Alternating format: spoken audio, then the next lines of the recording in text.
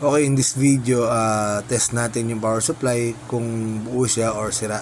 Bali, isa to sa paraan kung paano i-jumper ang power supply or testingin. So, from right, front panel, harap mo sa'yo, count ka na 1 to 4. So, pang-apat na cable yun, green yun. Tapos, pag sa back panel, gray, pang-5 naman yun na pin. So, okay, test natin, hugutin mo to. I-unplug yung 4 pins sa motherboard, 24 pins. Tapos yung supply ng hard disk or SATA.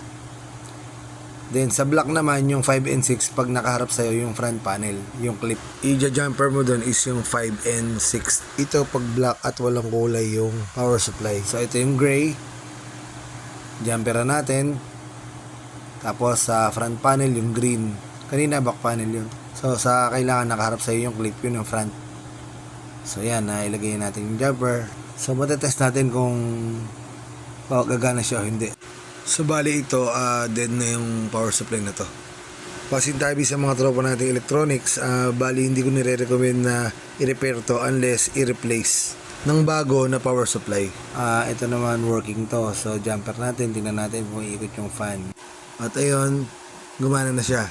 Sana nakatulong sa inyo. If meron kayong mga ibang concern, PM lang para makagawa tayo ng mga video about computer. Thank you. See you on our next videos, guys.